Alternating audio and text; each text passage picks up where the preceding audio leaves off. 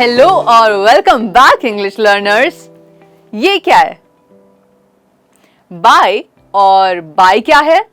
एक इंग्लिश का प्रीपोजिशन है, राइट? लेकिन जब हम बाय के आगे कुछ और वर्ड्स लगाते हैं तो हमें मिलते हैं कुछ स्मार्ट इंग्लिश फ्रेजेस जो अक्सर एडवांस्ड इंग्लिश लर्नर्स अपनी कॉन्वर्सेशन में यूज करते हैं।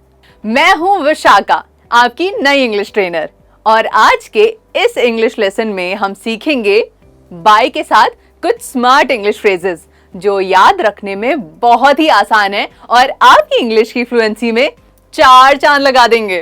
अगर आप चैनल पर नए हो तो सब्सक्राइब कीजिए और वीडियो को लाइक जरूर कीजिए ताकि आप मेरे एक भी लेसन मिस ना करें। चलिए लेसन की शुरुआत करते हैं। हमारा सबसे पहला स्मार्ट फ्रेज है bye all accounts.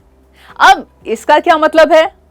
Bye all accounts का मतलब है सभी के अनुसार या फिर सभी उपलब्ध जानकारी के आधार पर। ये हम तब यूज करते हैं जब लोग किसी बात पर सहमत हो यानी एग्री करते हो, तब आप यूज करते हो बाय ऑल अकाउंट्स।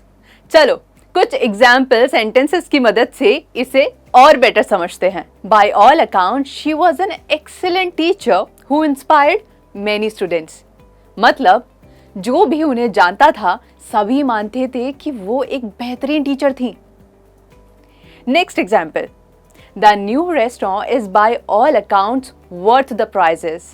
अक्सर होता है ना कि हम किसी रेस्टोरेंट में जाते हैं और लगता है कि डिशेस का प्राइस कितना ज़्यादा है, लेकिन ये रेस्टोरेंट के हाई प्राइजेस वर्थ थे क्योंकि वाकई में सारी डिशेस अच्छी थी। आई होप आपको समझ में आया कि बाय ऑल अकाउंट्स को हम कैसे यूज करेंगे।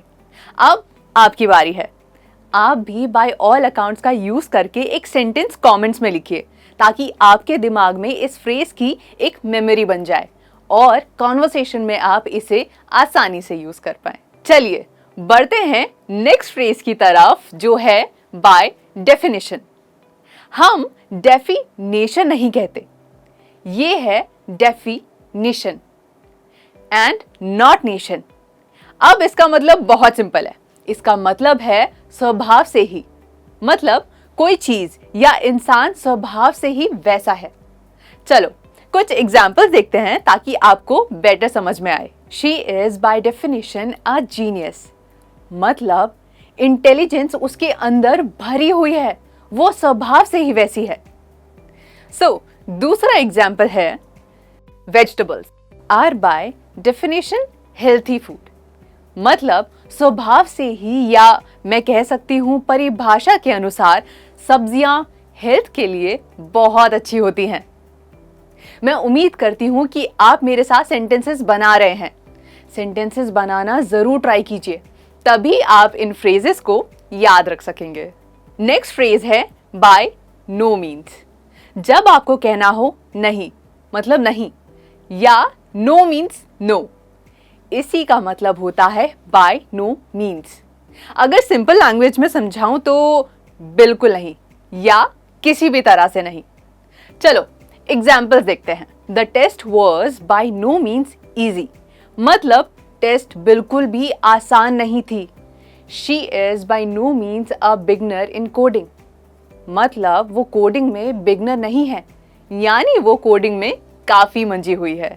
हमारा नेक्स्ट स्मार्ट फ्रेज है बाय फार। अब बाय फार का मतलब क्या है? बाय फार का मतलब है बहुत ज्यादा या काफी हद तक।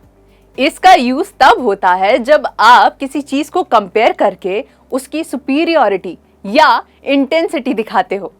मतलब जब आप कहना चाहते हो कि कोई चीज सबसे अलग, सबसे बेहतरीन या सबसे ज्यादा नोटिसेबल है, तब आप बाय फार फ्रेज का यूज करते हो। चलिए कुछ एग्जाम्पल्स देखते हैं। This is by far the best pizza I have ever eaten.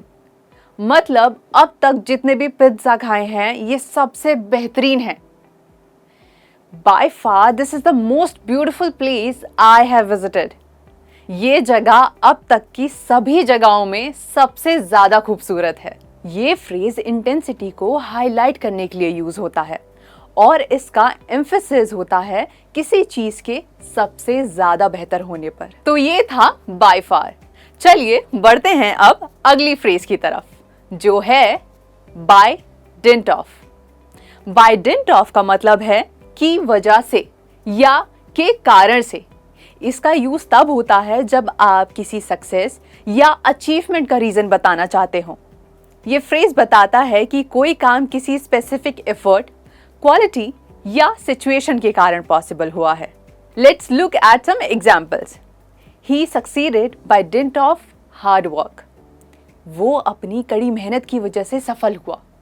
अगला एग्जाम्पल है by dint of his experience he was able to solve the problem quickly. अपने अनुभव के कारण उसने समस्या को जल्दी सुलझा लिया। बाय डिंट ऑफ का एम्फेसिस किसी पॉजिटिव एफर्ट या क्वालिटी पर होता है जो सक्सेस के लिए जरूरी है।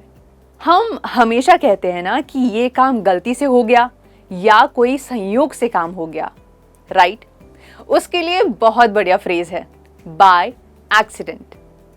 सो बाय एक्सीडेंट का मतलब है गलती से या संयोग से। इसका यूज तब होता है जब कोई चीज बिना प्लान किए या अचानक से हो जाए, या फिर जब कुछ अनएक्सपेक्टेड तरीके से हो जाए। चलिए अब कुछ एग्जांपल्स देखते हैं। I met my old friend by accident at the mall. मैं अपने पुराने दोस्त से मॉल में संयोग से मिला। Next example, she deleted the important file by accident. उसने गलती से एक इम्पॉर्टेंट फाइल डिलीट कर दी।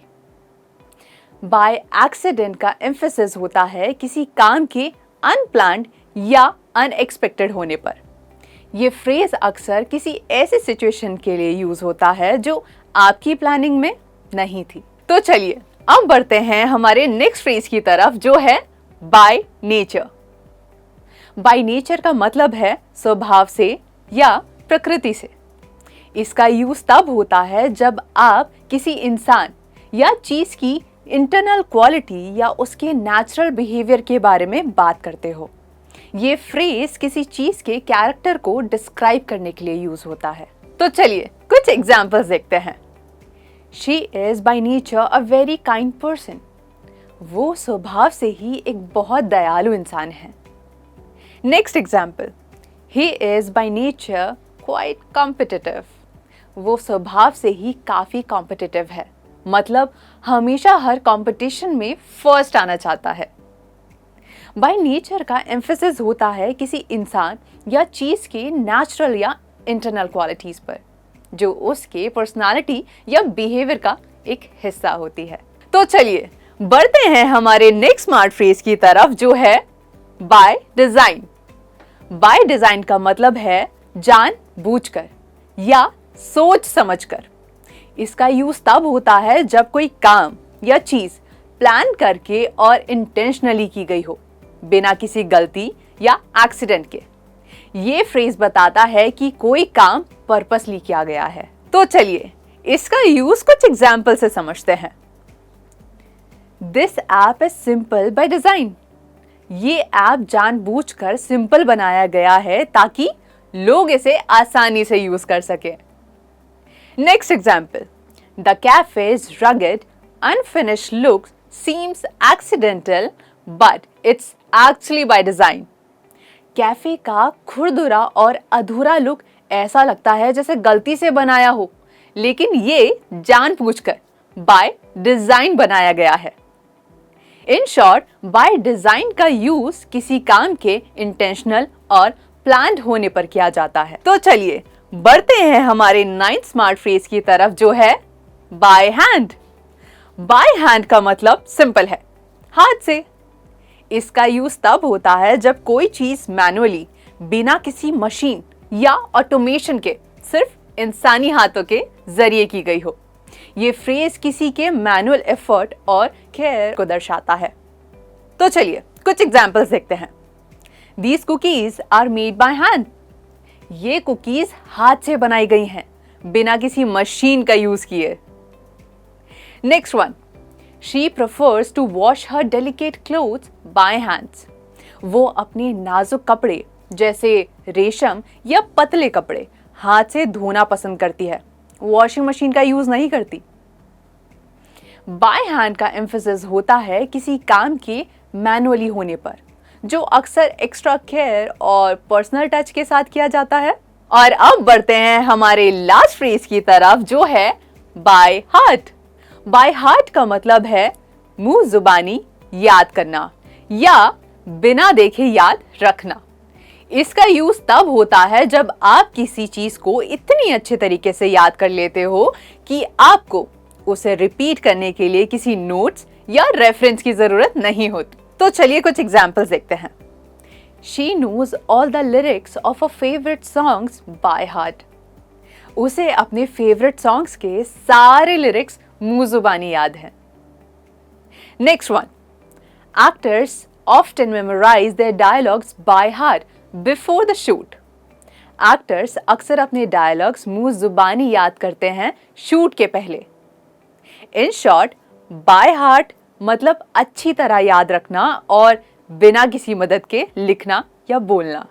तो इंग्लिश लर्नर्स, ये था आज का लेसन, जहां पर आपने 10 स्मार्ट फ्रेजेस सीखे एक सिंपल प्रोपोजिशन बाय के साथ। अगले लेसन में मैं अगला प्रोपोजिशन चूज करूंगी और उसके साथ हम कुछ और वर्ड्स जोड़ेंगे और कुछ और स्मार्ट फ्रेजेस बनाएंगे। ये लेसन आपको कैसा लगा ये मुझे कमेंट में लिखकर जरूर बताना, और हाँ, अपने सेंटेंसेस बनाना मत भूलना। मैं आपसे जल्द ही मिलूंगी एक और नए इंग्लिश लेसन में। तब तक as usual keep learning and keep practising English. Bye for now.